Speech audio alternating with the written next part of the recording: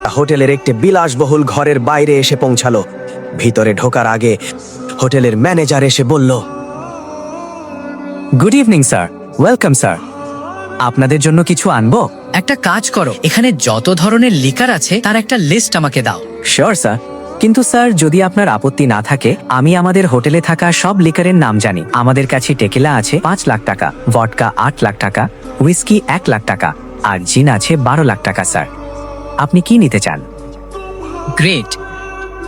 ব্যাপারটা হলো আজ আমার কাছে খুব স্পেশাল গেস্ট আছে, তাই সবচেয়ে দামিটা পাঠাও আর বাকি সবকিছুই পাঠাও। শিওর স্যার, আমি আপনাদের জন্য সেরা লিকার নিয়ে আসছি। Good evening sir.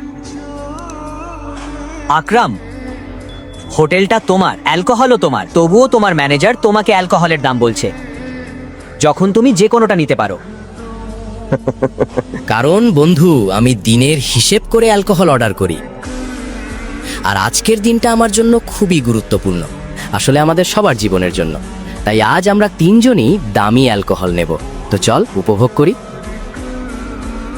Okay, come let's enjoy. এখন এখানে তোমার পরিচয় লুকানোর দরকার নেই। এই ঘরটাও প্রাইভেট আর সবচেয়ে সেফ। বসো। ঘরটা ছিল ভীষণ বিলাসবহুল। তিনজনই বসে পড়ল। অভিনব খুব মনোযোগ দিয়ে বালরাজকে লক্ষ্য করছিল। বালরাজ, আজ আমি তোমাকে এখানে ডেকেছি খুব গুরুত্বপূর্ণ একটা খবর দেওয়ার জন্য। আমরা সঞ্জয়ের ছেলে টাইগারকে খুঁজে পেয়েছি, কিন্তু সে এখন আন্ডার কাভারে আছে, তাই বাইরে তোমার সঙ্গে পরিচয় করাতে পারিনি। Excuse me, sir. Your snacks and drinks.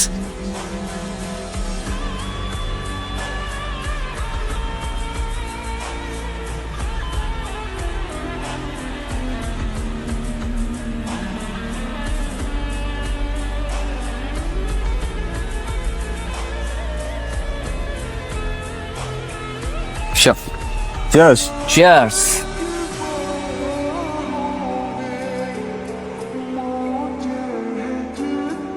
তাহলে এই হলো টাইগার? হ্যাঁ, এটাই আমাদের টাইগার। আমি চেয়েছিলাম ও যেন আমাদের টিমের বড় আর গুরুত্বপূর্ণ সদস্যদের সঙ্গে দেখা করে, আর দেখা করার পর আমরা যে পথে এগোচ্ছি সেই পথে আমাদের নেতৃত্ব দেয়। ক্ষমা করো বন্ধু, কিন্তু আমি একটু হাসছি। কি হলো, সব কথা তুমিই বলছো। আমাদের টাইগার কি বোবা? বলরাজ, টাইগার সম্পর্কে এভাবে কথা বলা উচিত নয়। ক্ষমা করো বন্ধু, ক্ষমা করো। তোমার এই সাহসটা আমার ভালো লেগেছে। ওকে,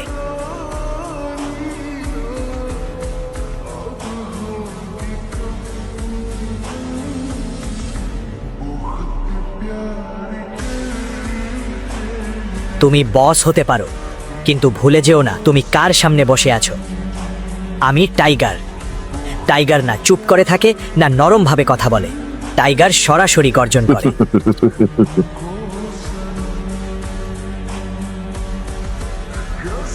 তাহলে তুমিই টাইগার?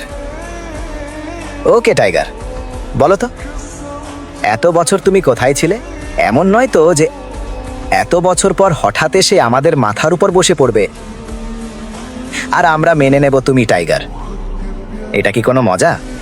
তাই তো বলেছিলাম আকরাম। আর যে সিংহাসনের কথা বলছো,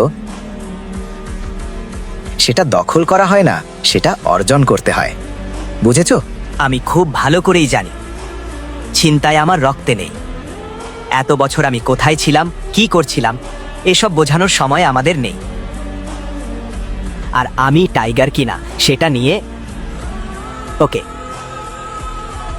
তুমি পথ দেখাও, আমি প্রমাণ করে দেব। ব্রাভো! এই কথাটাই আমি শুনতে চেয়েছিলাম। আকরাম হাসি নিয়ে অভিনবের দিকে তাকালো। তার চোখে অভিনবের জন্য গর্ব স্পষ্ট ছিল। অভিনব তার কল্পনার থেকেও বেশি ভয়ঙ্কর ছিল, কিন্তু বালরাজের কপালের ভাঁজ তখনও কাটেনি। তার চোখ বলছিল এত সহজে সে অভিনবকে টাইগার হিসেবে মেনে নেবে না। যাই হোক, পুরো গ্রুপে বালরাজ যদি কোনো কিছুর জন্য পরিচিত হয়ে থাকে, সেটা হলো তার জেদ। সে মেনে নিতে পারছিল না যে আগামীকাল একটা ছেলে তার উপর রাজত্ব করবে। শুধু আকরামের প্রশংসা যথেষ্ট নয় প্রিয়, আর আমি এখনো মেনে নিইনি যে তুমি টাইগার। তুমি বলেছো তুমি প্রমাণ করতে পারো যে তুমি টাইগার, তাই তো?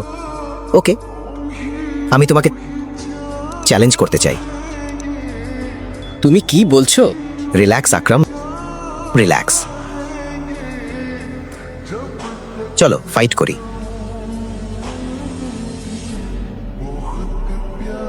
যদি তুমি জিতো, আমরা মেনে নেব তুমি টাইগার, কিন্তু যদি হারো তাহলে আমাদের কাছ থেকে কিছু টাকা নিয়ে গুরগাঁও থেকে অনেক দূরে কোথাও গিয়ে সেটেল হয়ে যেও। বলরাজ, তুমি কি বলছো? এটা ঠিক নয়।